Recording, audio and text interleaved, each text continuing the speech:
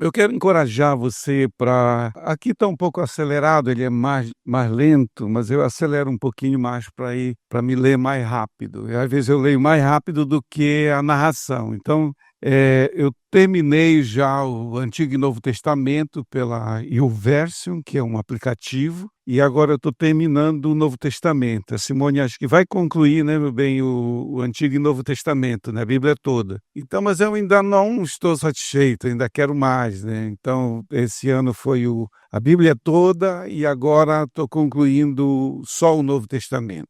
E tem alguns momentos que quando eu estou lendo e ouvindo, Deus se manifesta pela palavra dele. Às vezes eu fico normalmente ouvindo e tal, e vou marcando, algumas vezes eu paro para olhar melhor, às vezes eu faço uma pequena pesquisa lá no Google, e assim eu vou caminhando, né, com essa leitura diária da palavra. Mas tem momentos que a presença de Deus vem e é muito forte. A gente ser tocado por Deus quando Ele transforma, vamos dizer, o que é letra em espírito e vida no coração. Então é muito importante essas experiências. O tema de hoje de manhã é a supremacia da palavra.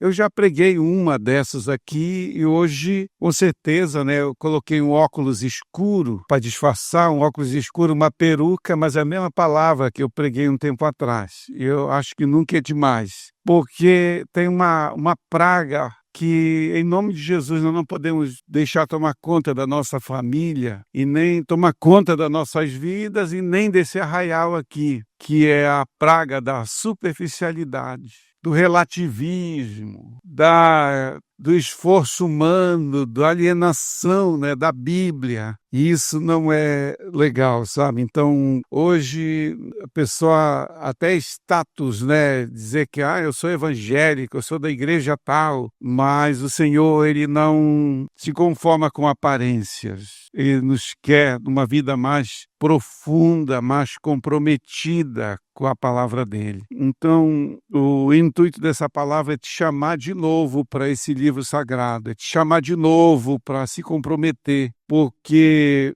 tem muitas promessas, até a do Salmo 119, que diz: lâmpada para os meus pés, a tua palavra é luz para os meus caminhos. No contexto histórico, eles caminhavam à noite, eles não tinham lanternas, então eles prendiam uma espécie de uma lâmpada no tornozelo e eles caminhavam, então só era para iluminar um passo adiante só. Esse é o contexto histórico desse texto que eu acabei de citar. E muitas vezes a palavra de Deus é assim, a gente nem sabe o que vai acontecer amanhã. Às vezes tem passos e caminhos que nós precisamos trilhar e nós somos, irmãos, eu vou dizer, nós somos cara de pau de achar que nós podemos conduzir as nossas vidas por nossa própria conta. E Jesus já disse: olha, sem mim nada podeis fazer, sem mim nada podeis fazer, sem mim nada podeis fazer, ponto. Então,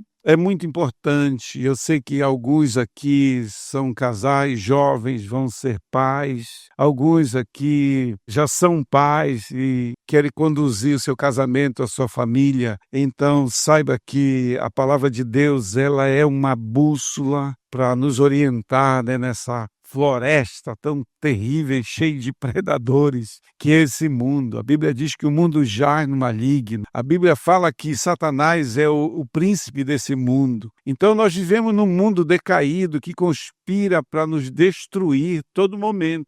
Além de todas as vírus, doenças, eu acho assim que eu citei um tempo atrás que eles descobriram que tem umas 7.000 tipos de enfermidades, mas desses 7.000, só 400 delas que eles descobriram a cura efetiva. Por isso que de vez em quando a gente escuta: olha, fulano de tal morreu, fulano de tal morreu. Aí é criança, é adolescente, é jovem, pessoas de idade, pessoas que ainda nem desenvolveram o projeto de Deus para a vida delas. Então, queridos, muitas vezes nós somos, o que eu posso dizer? Será que nós somos negligentes? Ou será que nós estamos assim, um pouco cegos de achar que nós podemos viver essa vida para Jesus, glorificar o nome de Jesus e fazer as nossas vidas valer a pena, deixar um legado, porque herança você deixa para os filhos, é coisas até exteriores, mas legado é algo que você deixa no coração e na vida dos seus filhos, é o seu exemplo, é o seu ensino, os seus ditos baseados na palavra de Deus. Enfim, a sua vida como pai, mãe, avô, avó, ser uma inspiração para a sua descendência, para a sua geração. Então eu confesso, irmãos, que eu não estou vindo aqui frustrado com ninguém, com vocês, nada disso. Essa palavra surgiu porque Deus tem muitas formas de falar. Eu estava conversando com um irmão simples, muito querido, não é nem líder de life, não, que eu saiba, ele nem discipula, mas é um grande trabalhador, uma pessoa que soma demais com a gente. E ele expressando a preocupação dele, porque quando eu mostrei para ele o verso, esse homem enxergou um universo. Pensa a empolgação dele, e ele vem e compartilha comigo. Eu mostrei para ele como usar, mostrei os áudios. A ferramenta está tudo aí para nós. A palavra de Deus está tudo aí para nós. E ela é como bússola, ela é um manual para nos orientar. Olha, existe sabedoria, muita sabedoria no mundo, mas a sabedoria de Deus, a sabedoria que alguns, para não escandalizar, para não criar barreiras, chamam sabedoria oriental, que é baseado na palavra de Deus, ela é superior a todas as sabedorias. Tem sabedoria até dos índios apaches, né? A gente vê os ditos desses índios, o que eles falavam.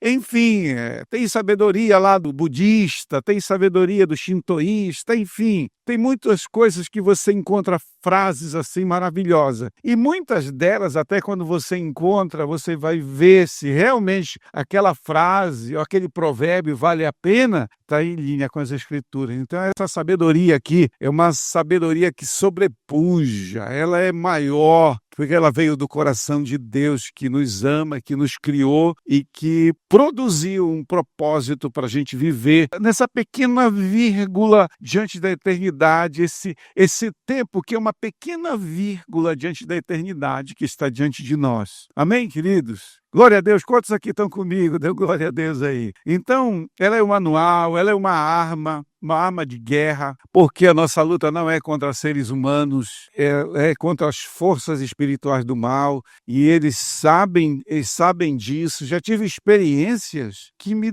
fizeram ver ao vivo e a cores que eles conhecem, eles sabem, eles temem, tremem e recuam diante dessa verdade. Jesus já deu exemplo, mas a gente olha ali, né, a experiência de Jesus em Lucas capítulo 4 e Mateus capítulo 4, está escrito em Lucas, na Ariades, está escrito de pestar. Eu gosto muito dessa expressão, né? Está escrito, ele usando a arma, né? A espada, ela é chamada a espada do Espírito, ela é uma arma. Está escrito, dito está. E Satanás teve que fugir até o momento oportuno. Ele nunca parou de tentar Jesus durante todo o seu ministério. Até o último momento da conclusão ali da obra redentora, o maligno ainda estava lá insistentemente querendo tirar Jesus, né, desse propósito. Então, uma arma, ela é fogo. O Jeremias disse, acaso não é a tua palavra fogo e martelo que esmiuça a rocha? Então, a palavra de Deus é capaz também, ela é uma ferramenta, ela é capaz de quebrar o mais duro coração. Ela é o farol, ela é uma fonte de sabedoria, ela é um alimento. E eu queria parar um pouquinho aqui sobre essa questão do alimento. Eu sei que para você sobreviver, você precisa tomar, inclusive, um bom café da manhã. Tem gente que não tem esse costume, né? Mas um bom café da manhã. Acho que nós pegamos até um pouco dessa cultura com nossos irmãos norte-americanos. Um bom café da manhã, o breakfast, né? E depois o almoço, e depois alguns ainda jantam, né? Outros mais cedo, outros mais tarde, que isso com toda certeza não é tão saudável. Mas pelo menos umas 3 refeições nós precisamos para manter a vida. Algumas vezes nós podemos comer demais e depois a conta chega, então temos que tomar cuidado com isso. Mas a minha ênfase aqui não é sobre isso, eu não vim aqui como nutricionista, mas como pregador. Então eu quero dizer para você que se você precisa disso para manter vida e saúde, você como é que você pode negligenciar a sua alimentação espiritual? Então, se é para chamar de confronto, vamos chamar de um confronto hoje com vocês, de amor, de muito carinho que eu tenho por vocês. Eu não tenho a minha vida não é perfeita, nem a vida da Simone é perfeita, nem temos uma família perfeita, mas nós assumimos, eu e a Simone, um compromisso muito sério com a palavra de Deus. Não só de estudar, de ler, de buscar, mas também de, pela graça de Deus, aplicarmos essas verdades. Porque o Tiago alerta, na carta, do capítulo 1 de Tiago, ele traz um alerta, ele diz, não sejam apenas ouvintes dessa palavra, mas ponham em prática o que ela manda, porque aquele que ouve e não pratica, ele engana a si mesmo, e ele é como o homem que contempla no espelho o seu rosto natural. Depois ele vê o que está sujo, o que não está, o cabelo não está em ordem, aí ele olha, mas logo depois ele esquece como estava a sua aparência. Então aquele que ouve e não pratica é assim, é como alguém que olha no espelho e depois esquece como estava a sua aparência. E, na verdade, eu não coloquei aqui, mas a palavra de Deus, ela também é um espelho das nossas almas. Muitas vezes a minha vida é tocada, minha alma é curada, é restaurada pelo poder da palavra. Até tem um salmista que ele disse assim, a lei do Senhor é perfeita e restaura a alma. O testemunho do Senhor, que a palavra é fiel e dá sabedoria aos simples. Então, você pega o Salmo 119, eu vou te dar como tarefa, espero que você pegue mesmo, leia assim com muito carinho, com muito amor, coloque o canudinho lá no Salmo 119 e comece a sugar, porque ali está toda a expressão. Eu fico impressionado que eles não tinham o Novo Testamento, não tinha a história de Jesus, os ensinos de Jesus, não tinha Atos dos Apóstolos, mas eles tinham muito o Pentateuco, que tinha tantas regras e as histórias do que aconteceu no deserto com eles. E depois veio os livros históricos, o mais antigo é o livro de Jó, veio antes de Gênesis, então ele já tinha uma grande inspiração para vencer no meio das provas, que é o livro de Jó. Então, queridos, mas você vê um amor, uma paixão, é loucura demais aquilo ali. Eu digo, meu Deus, como é que eles foram tocados pelo Senhor com tanta paixão pelas Escrituras, O salmista está lá no Salmo 119. Então, como alimento, nós não podemos negligenciar. Nós não podemos, nem um dia, nem um momento. E eu li um livro chamado Hábitos Atômicos. E esse livro, ele dá uma ênfase, não é nem um livro cristão, evangélico, ele é um livro secular, mas eu saquei muita coisa de lá, e desse hábito, de formar esse hábito. Então, essa questão de 21 dias para formar um hábito, isso não é realístico. Isso é um hábito para ser formado, leva 60, 80, até 120 dias para um hábito ser formado. E o hábito, depois de formado, ele precisa ser mantido. Se você não faz a manutenção, você vai perdendo aquele hábito. Nós temos que ter um hábito muito enraizado em nós, que é esse compromisso de ler, de meditar, de memorizar as Sagradas Escrituras. Talvez eu não considero que eu estou te perturbando, mas se você fosse preso, isolado, qual seria o tamanho da tua Bíblia, que está na tua mente, está no teu coração? Entende? Então, tudo isso é importante. Lá ela não tinha o pergaminho, as Escrituras, mas Maria sentou nos pés de Jesus para ouvir o ensinamento. Deixa eu te dizer uma coisa, talvez você tenha uma dificuldade para ler, não sei se você tem dislexia ou TDAH, enfim, tem fatores que a pessoa pode ter dificuldade, mas é tanta ferramenta hoje, queridos, assim, para a pessoa, de alguma forma, ela se conectar com a palavra de Deus. Se conectar com a palavra de Deus. Eu vim de uma época em que eu lembro o que era o áudio, era uma fita cassete e um gravador ou um reprodutor. Chegaste a ver isso, que a gente rodava numa manivela, né? É muito antigo isso, diz que ele conheceu coisa mais moderna. Mas eu lembro, ouvindo a palavra de Deus, naquela época não tinha, queridos, nada como tem hoje aqui. Tem umas 10, 12 traduções diferentes e a maior parte dela tudo com áudio. O Cid Moreira, que Deus o tenha, tenha dado um bom lugar para ele, mas existem coisas maravilhosas que esse homem deixou, gravado. Amém, queridos? Glória a Deus! Então vamos para cima, né? Está se concluindo esse ano, talvez lá no comecinho, em janeiro, você fez um alvo. Vou ler a palavra de Deus, a Bíblia toda. Aí eu te pergunto, você manteve o seu alvo de ler a Bíblia toda? Deixa eu te dizer uma coisa, esse plano de leitura é 90 dias, do Antigo e Novo Testamento, 90 dias. 90 dias você, agora se a gente mesmo bater o pé e sair das redes sociais, sair um pouco mais das redes sociais, a gente consegue. A gente consegue. A palavra de Deus, ela é a prioridade. Então está escrito aqui, Hebreus 1:3 diz, o Filho irradia a glória de Deus. Ele expressa de forma exata quem Deus é, com a sua palavra poderosa. Com sua palavra poderosa. Com sua palavra poderosa. Ele sustenta todas as coisas. Tem hora que me bate uma angústia que entra no meu coração pela igreja. De como? Porque ganhar parece que a gente está conseguindo, mas manter tem sido uma guerra para manter esse povo no caminho. Porque parece que eles são inclinados hoje a uma pressão do inferno ou da própria natureza humana para eles se afastarem de Deus. Há uma preocupação com a minha família, com a minha descendência. Mas aí, quando eu leio um texto como esse, que ele sustenta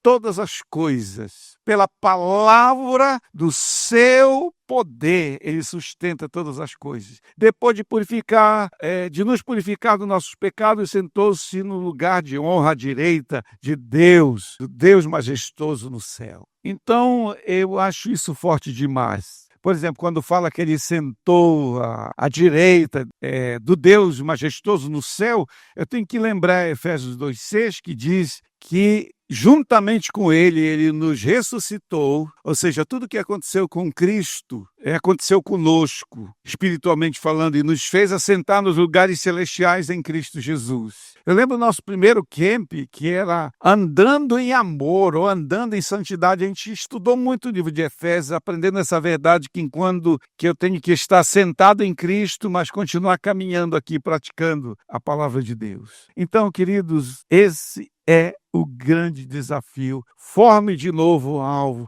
Falhou, comece de novo. Com toda certeza você vai falhar. Eu já falhei muitas vezes, mas a grande questão nossa é sempre perseverar, nunca desistir e continuar perseverando. Continuar com a palavra, santifica-os na verdade, João 17:17, santifica-os na verdade, a tua palavra é a verdade.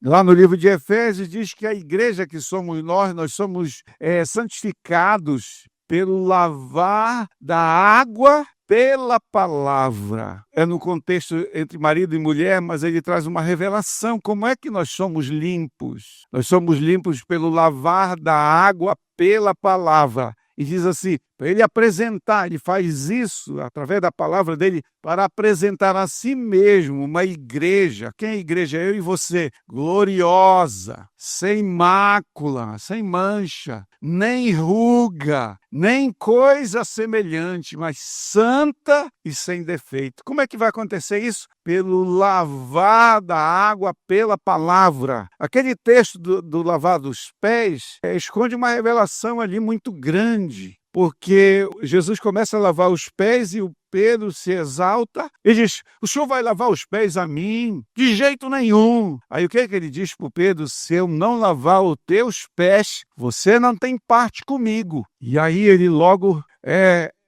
tem um start, ele acorda, aí ele diz, não só os pés, Senhor, mas me dê logo um banho completo.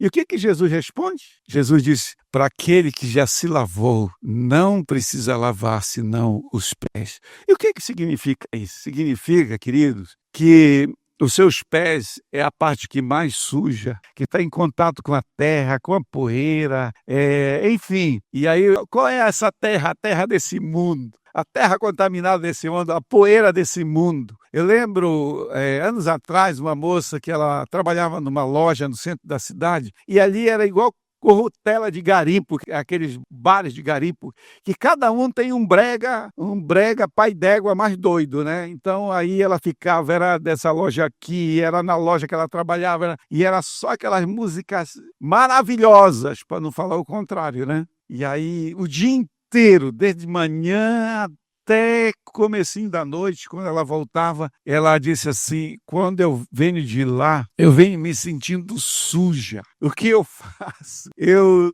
tomo meu banho, tomo meu lanche, aí eu pego a palavra de Deus. Com meia hora eu ali com a palavra de Deus, eu começo a me sentir limpa de novo. Olha essa experiência. O outro empresário, ele dizia: pastor, eu tenho que dar uma parada, eu tenho que ir para a Bíblia, eu tenho que estar congregando, a minha vida está muito corrida, eu estou cheio de mundo, daquele contato, né, com a vida secular, aquela guerra do dia a dia. Por isso que Jesus disse: quem se lavou não necessita lavar senão os pés. E aí disse: todos vocês já estão limpos pela palavra que eu tenho falado.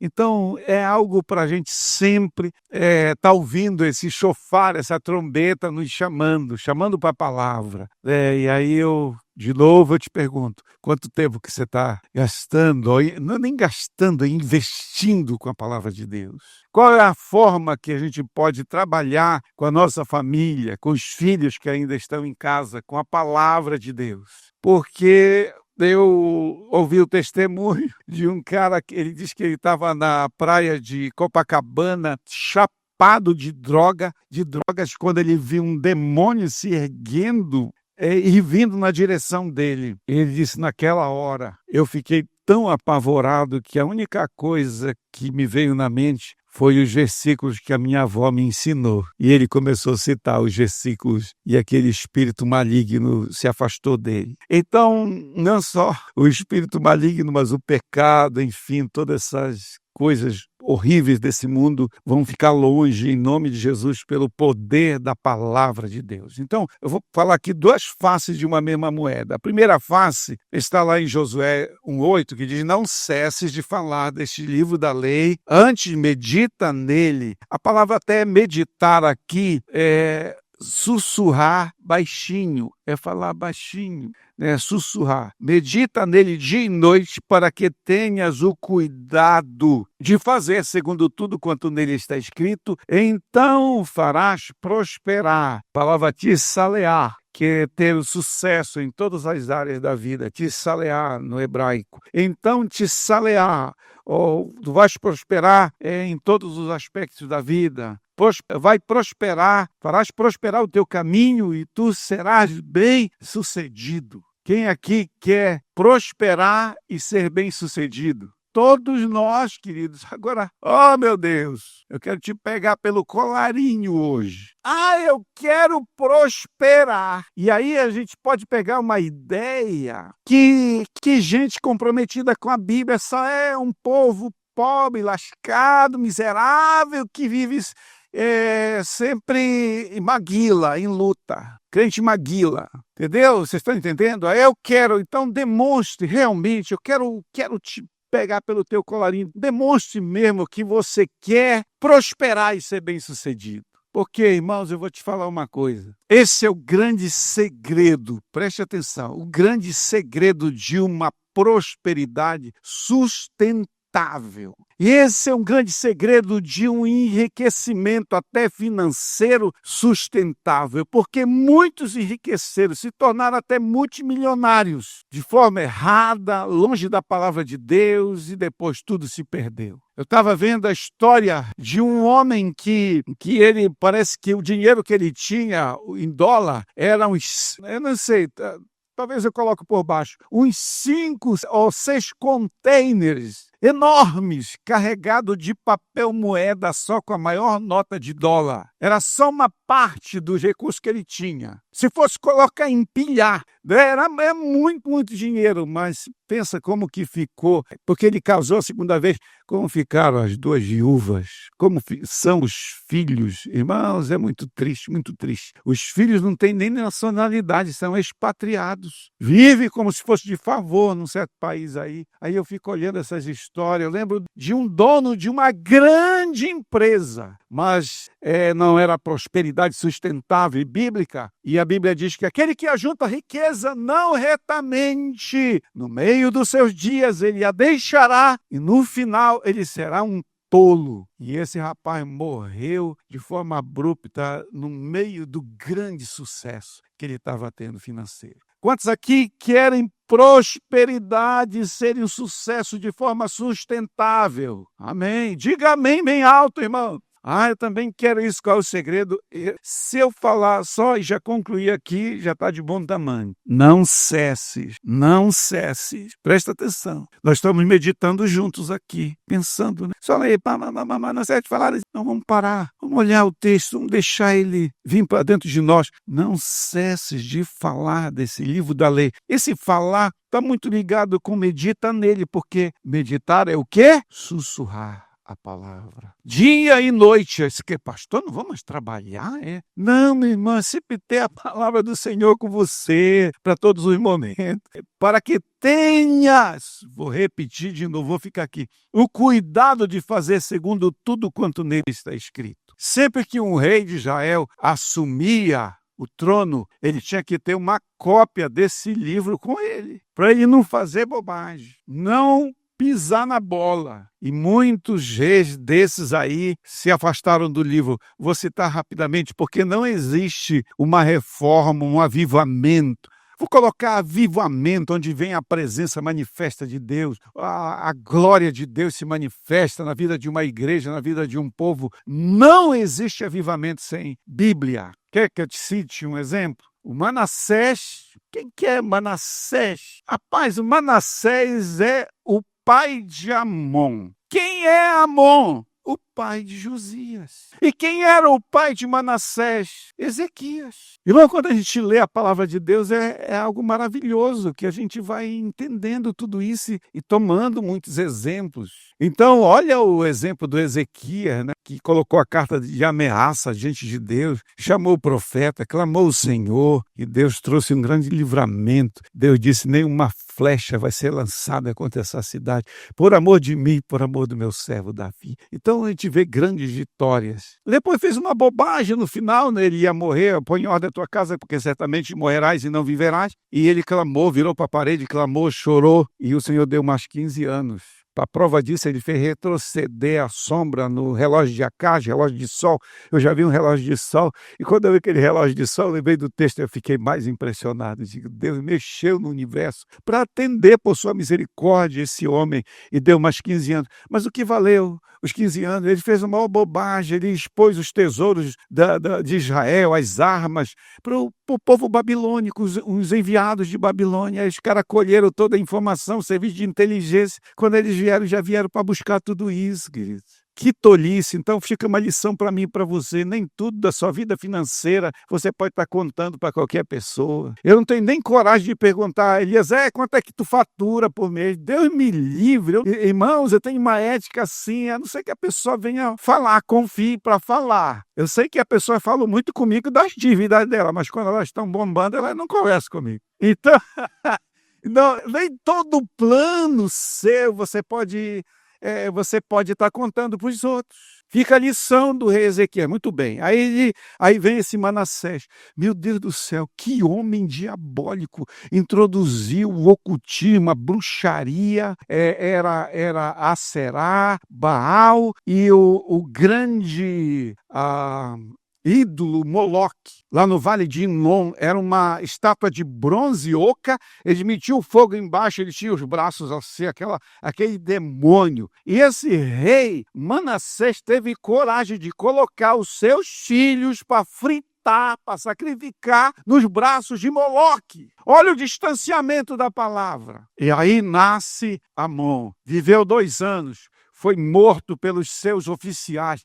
Pensa a peste que seria pior do que o pai dele, o Manassés. Aí os caras cuidaram de liquidar ele, mataram. Foram 2 anos, um reinado bem curtinho. Aí tem, quem é o filho dele? Josias. E com seu tutor, Josias, com 8 anos de idade, Josias assume o trono. Não tem condições de governar, então tem que ter tutores. Mas aí, com 20 anos, é isso aqui que me pega forte com essa geração. Não tem desculpa para essa geração. Nós não podemos deixar, irmãos, porque diz que uma geração foi do fogo, outra geração fumaça e a terceira geração cinza. Não, eu não aceito isso. Ele era ainda como se fosse um adolescente de 20 anos. De repente ele promove uma reforma mesmo no prédio do templo. E os caras vão para lá e vê esse livro empoeirado, o Talmud empoeirado, jogado às traças. E eles vêm, trazem para o rei diz, lê para mim. Quando ele começa a ler, rapaz, esse garoto rasga a roupa dele, lamenta o abandono da palavra. E ele começa uma reforma. Você precisa estudar a vida do Josias. Infelizmente, ele se meteu, outro exemplo, numa guerra que não era dele. Se disfarçou e foi lutar contra o rei Neco, lá do Egito. E por acaso ele foi avisado, não te mete, o rei avisou, não te mete comigo. Cara, fica na tua, esse combate não é teu, não tem nada a ver contigo, com a nação de Israel. Mas ele se disfarçou e um guerreiro lá disparou uma flecha e a flecha pegou entre as malhas da armadura e feriu ele. E no final do dia ele morreu por hemorragia no seu carro de guerra. Que tristeza! Eu fico pensando, se ele tivesse uma gota de sabedoria, de sensatez, de não ter se metido naquela guerra. O que esse homem não tinha feito? Mas Satanás cuidou de eliminar esse grande guerreiro. Mas fica o legado dele, irmão. Então não tem avivamento sem palavra. Quer outro exemplo? Atos 2,42. E eles perseveravam na doutrina dos apóstolos. Que é a doutrina dos apóstolos? Palavra, na comunhão, no partir do pão e nas orações. E aí aquele avivamento poderoso que a igreja de Jerusalém chegou até 100 mil membros. Para aquela época era um negócio fenomenal. Era um mover de Deus, mas um avivamento baseado na palavra. Então, queridos, avançando aqui, nós vamos ver a palavra de Deus como alimento. Eu já fiz uma abordagem dessa. Não seja negligente, não seja negligente. Olha, tem gente que a virose passa bem ali e aqui ele já está espirrando. Por quê? Porque não se alimenta direito. Capeta passa bem ali, a pessoa já está se derretendo aqui. Irmãos, eu digo isso com muito temor e tremor. Eu espero que não tenha nenhum homem aqui, nenhuma mulher assim. Você ainda não caiu em pecado por falta de oportunidade. E Deus tem te guardado. E se tiver uma oportunidade escrachada de alguém partir para cima de ti, para te seduzir, te conquistar, o que acontecerá? Nós temos que ter essa certeza diante de nós. Já estamos resolvidos, igual Daniel. Daniel capítulo 1 resolveu Daniel firmemente. Não dá para decidir na hora da sedução. Não dá para decidir na hora da tentação. Tem que estar decidido muito, muito antes e firmado na palavra. Ele resolveu firmemente não se contaminar com as iguarias do rei. Isso eu ouvi como garoto de 19 anos, sentado numa praia da boca do nosso precioso pastor Lucas Zuber. Ele reunia os jovens assim e ficava em pé, aquela barba dele, pouco rala, bermuda e nos desafiando. Resolva antes. Olha, Daniel, resolveu antes. Então, queridos, vamos tomar isso aqui já para a gente se programar. Reta final desse ano, para ano que vem. Já começa agora o compromisso mais profundo com a palavra. Avançando um pouquinho mais para a gente concluir, a palavra de Deus como elemento transformador. Eu já abordei direto ou indiretamente isso aqui. João 17, Efésios, eu estou caminhando já aqui para o final. Então não negligencie o manual do fabricante. Tem vezes que a gente tem que ler aquele manual, interpretar, às vezes pedir ajuda para essa geração de universitários. Cara, não entendi isso aqui. Não, isso aqui quer dizer isso.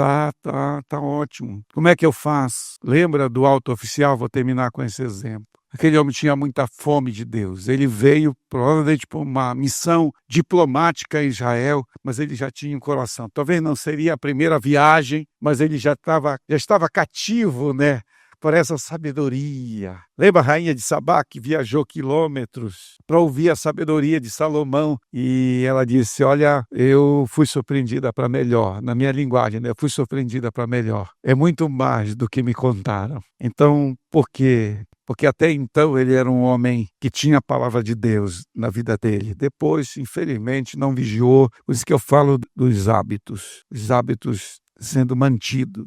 Então, para encerrarmos aqui, a gente vê o Filipe sendo tirado do meio de um avivamento e sendo enviado. Vai para a Banda do Sul, ele foi. E de repente a carruagem vem passando, era esse alto oficial, e ia com o pergaminho dele lendo. E ele começou a acompanhar e fez a pergunta, tu entende o que tu lês? Ele disse, como que eu vou entender? Não tem quem me explique. Aí parou a carruagem, ele subiu. Ele está falando dele, que era exatamente sobre a morte de Jesus, a ressurreição dele. Ele está falando dele ou está falando de um outro? Ele está falando do Messias. Ele começa a explicar, se converte. Que me impede de ser batizado? Pararam ali e ele foi batizado como um testemunho público da sua fé em Cristo Jesus. Então, queridos, é pela palavra de Deus que a gente vai prevalecer. Eu quero que você guarde no seu coração essa última frase que eu vou te falar. Deus não faz nada ou não fará nada aqui na terra sem a palavra e o poder do Espírito. Deus não vai fazer nada. Ele sempre trabalha para operar os milagres, transformações, transformar o meu caráter, o seu caráter é pelo poder da palavra e do Espírito. Ele não tem outra ferramenta, ele não tem outro caminho, é a palavra e o poder do Espírito. Jesus disse o quê? Errais, não conhecendo as Escrituras e nem o poder de Deus. São os dois grandes fundamentos. Nós não queremos errar. Quem aqui quer errar, levante a mão. Quem não quer errar, levante a mão. Então conheça as Escrituras e o poder de Deus.